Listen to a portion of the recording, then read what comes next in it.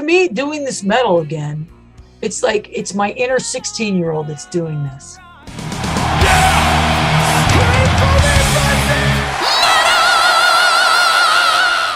Hey everyone, welcome to the channel. My name is Belgian Jasper. If this is your first time in the channel, hit subscribe right now. Morning star rising. Well, Lisa, thank you so much for your time today. I really appreciate it. When we are talking, we are roughly 2 weeks away of the release of The Greater Good of Man. Yes. An album that, according to your PR team, you describe as just as good as Sex and Chocolate.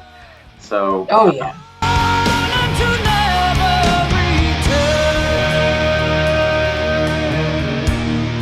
How excited are you that finally, after you joining the band and some of the delays that obviously happened, we're finally here? Yeah.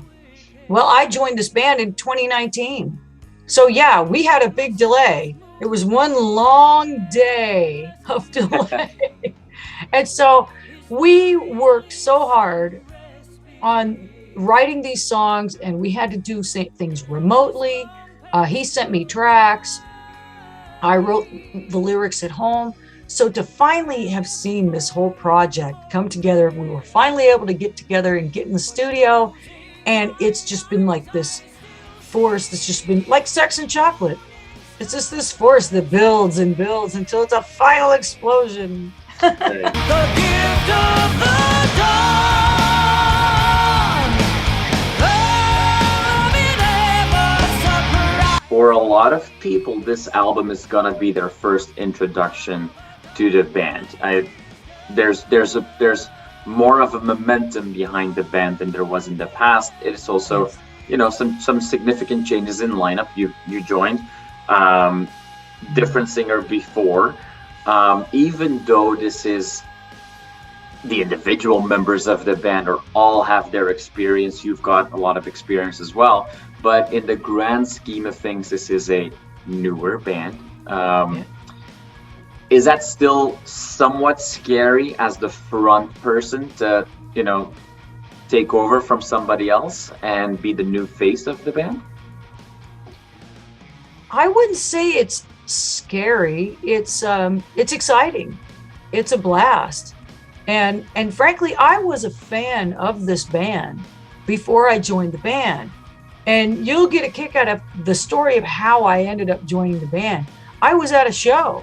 I was watching them perform, and the singer announced that he'd be leaving. And I'm in the front row with my buddy, my concert going buddy, and she starts elbowing me and said, "You need to talk to them. You need to audition for them." I was like, "Really? Really?" She said, "Yeah. Go talk to them." And so she was the reason I went to talk to them in the bar after their set, and they set up an audition, and I got the gig.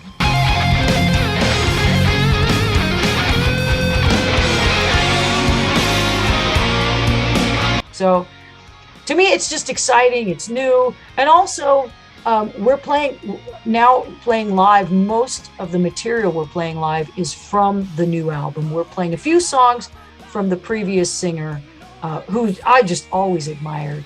But yeah, I've sung in front of him. He was in the audience at one of these gigs we did in Seattle.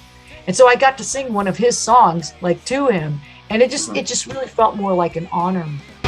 Your path will shine in its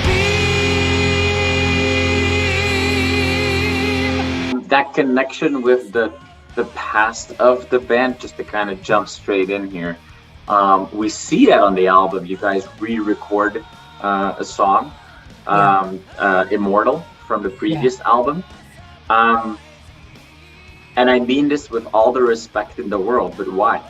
And quite frankly, for me, it's like the album, all the new songs sound like a complete new album, a story from start to finish with slightly different vibe in the music. And I think you coming to the band and with your past, and we'll come to that in just a second, there's some changes in the sound there. What made you make that decision as a band, like, hey, we want to, bring one of the old songs to the new day? Well, actually, that song was released as a single in 2020, and that's why we called it Immortal 2020. So we released it as a single, and it got some great response from a lot of their fan base, which is in the Pacific Northwest. And so we had to make a decision. What are we going to do with this single? Are we going to put it on the album or not? We discussed it with the engineer, a lot of fans and family and friends, and they were saying, come on, put it on the album, put it on the album. It was also because it was written in honor of Lemmy Kilmister, and also, you know, remembering Dio and all the greats that have passed away. And so that's pretty much why we included it. Everyone is in the same damn situation, and we're all doing what we can. If I were to, you know, pick one song that I think would be an anthem going forward, I would, you know, for me, one of the standout songs is Night of the Heathens. I know that you've been working on these newer songs for some years now, and some of these songs are not as new to you as they are to all the people that will discover this album. But so are you removed enough from the process that you can go like, yeah, I out of everything that we've done, I really like this song, I really like playing or singing live this song? Or are you still too new to that creation? Is that too hard for you to pick a favorite? No, the thing is I'm a working blues artist. That's what I do for a living, is I make records. I write songs, I make records, then I play the songs live. Sometimes around here, and sometimes I travel, you know, around the world and play and sing my songs. So it's even during the process of making a record that certain songs will stand out. Certain performances will stand out. Sometimes there's a song that when you're writing it, you think, oh, this will be good. Maybe it's good enough to put on the album. And then you get in the recording studio and something happens. Something magical will happen.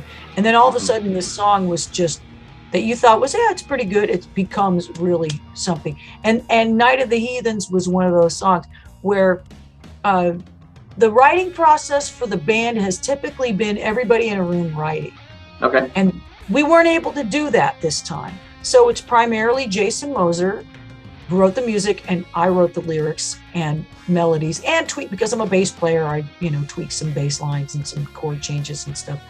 But we finally did get into the room together and came up with some ideas. And that's where that, you know, the heathens and the guys singing the backups and the engineer, Kevin Hine, he just really made that sound like, I mean, it's just a few guys in a room, and it sounds like a horde of heathens on the hilltop screaming, you know?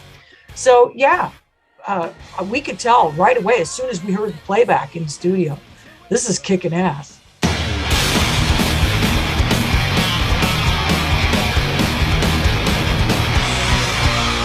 You are also a blues artist, a recording blues artist.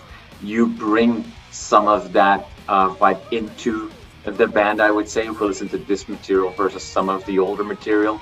One of the songs that was released as a single, Morning Star, it has that, for me, almost like Perfect Strangers, the Purple vibe, you know, bluesy undertone. Is it as straightforward as, you know, this is Lisa coming into the band, or are more band members kind of open to those more like bluesy approaches versus that straightforward heavy metal in your face approach? Yeah.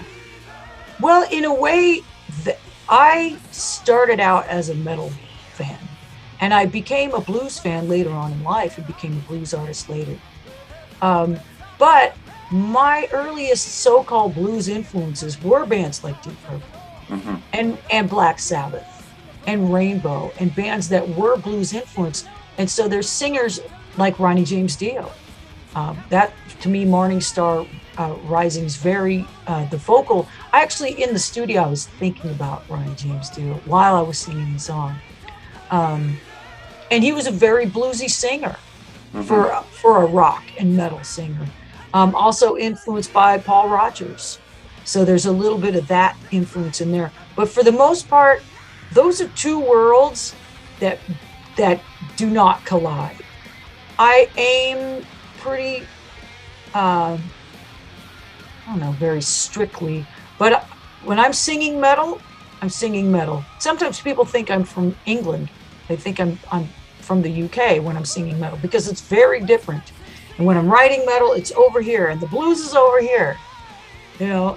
And maybe they can meet in the middle in some kind of proto-metal way, like an early Sabbath kind of way, like when I write for writing the White Crone songs. But for the most part, it's like blues is over here and metal's over here.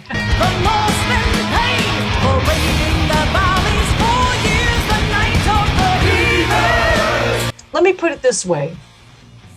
I love Korean food. I love Mexican food. Not crazy about Korean Mexican fusion. See what I'm saying? When you're cooking Korean food, you use a certain set of recipes and certain set of ingredients. When you're cooking Mexican food, you can put them together. There's there's trucks, you know, food trucks in downtown Portland selling Korean Mexican fusion food. Yeah. But that's not what I'm aiming at. It's like, okay, we're cooking Korean tonight.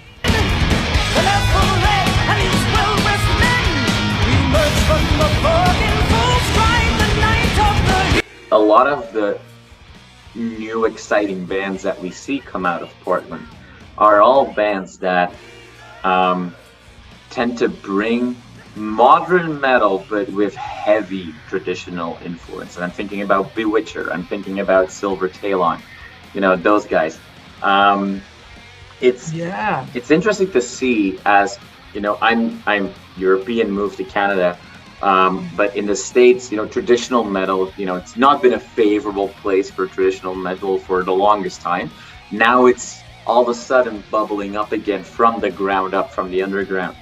Is the album that you guys are releasing now, and the fact that there is more buzz around that, is that something that is possible today but would have been challenging 10 years ago? I think you're right. Specifically? I think you're right. There was a stigma, and it was strange, and it's, you know, it's still in some circles there's a stigma. It's like Manowar is just freaking huge in Europe. Why? They're Americans. Why were people, oh, Manowar, they're hokey or whatever? And it's like, but listen to the music. Just listen to the music. Let go of all this sword and sorcery, whatever. But a lot of that, it's corny. It's fun. I like singing about the Battle of Ashdown. You know, I like singing about that shit. You know, I like singing about a voyage, an ancient voyage that went astray and everybody drowned. You know, it was frowned on. But to me, there's a nostalgia. I think the popularity of TV shows like Stranger Things is part of this nostalgia that's happening in the United States right now. And it's a lot of, maybe the consumers, they're just people that are my age, that are around my age, are still consuming metal, and they want to feel like they're back in the day. Spreading lies like a disease, defaming all who disagree, never a moment to become. Metal is supposed to be, it's supposed to be fucking fun, people. Yeah.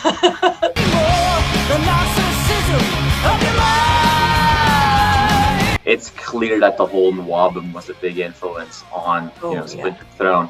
If you look at the other singles that have been released so far, I think it's The Reaper is Calling and the title track. You know, Diamond Head is one of the bands that for me comes straight to mind. Is there for you, like from quote unquote back in the day, a band that history forgot that we should all look up, that we should all really give their time in the spotlight? Well, let me just say, there was a band called Hex, and I think they're still around. They've put out some albums, and frankly, it's kind of like, why didn't they become massively famous? It was kind of like Diamond Head. It's just like they had this window and they did. Why wasn't Diamond Head the biggest band? How about Axe? I can really relate our band to the band Axe, because they had keyboards, and we don't have keyboards, but they wrote songs, and they had a real album-oriented rock edge to them. And so while we consider ourselves a metal band, we also pride ourselves on writing memorable songs with hooks that are catchy. So I'm going to go with Axe. You've gone away, but the song's here to stay. You've become immortal. Let's forget about the past for a second. Let's look full speed ahead. Everybody watching this video, what should they know about Splintered Throne coming at them in the next few months? Ooh, the main thing, we really just want to push this album into as many eardrums as possible. So I always just want to steer people to our Bandcamp, splinteredthrone.bandcamp.com, or just come to the website, splinteredthrone.com. Because no matter where you are in the world, if we can't come to you, our music can come to you. You know, and we actually made the CD. Here, let me grab one. I've got one right here. We made the CD in a 4-panel wallet packaging, because I've been an independent artist and selling CDs and shipping CDs for a long time. And it's expensive to ship overseas. But we made it a slim, it's still got a spine on it. This is it. We just got it in the mail. So this is it. This is the CD that you can order from anywhere in the world, and it's low cost shipping, or just download it, you know. So that's our main focus. We have some live gigs. We're starting to book. It's been hard to book. It's been hard for a lot of bands, you know, to book and look into the future. I still have my blues band going on too. But yeah, this is what we're focusing on.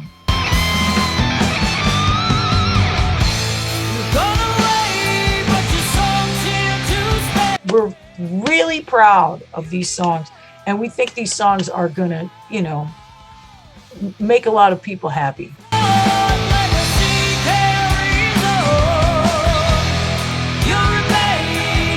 Lisa, I appreciate your enthusiasm and your excitement, and I truly, wish the best for you guys in this continued release cycle with the upcoming show, and all those people from all over the world that you'll have to send those envelopes to with this album. I want to thank you so much for your time today. I really appreciate it, and I'll keep my eyes open for hopefully many more show announcements, and I'm keeping my fingers crossed that we'll see some in Canada here. Yes, count on it.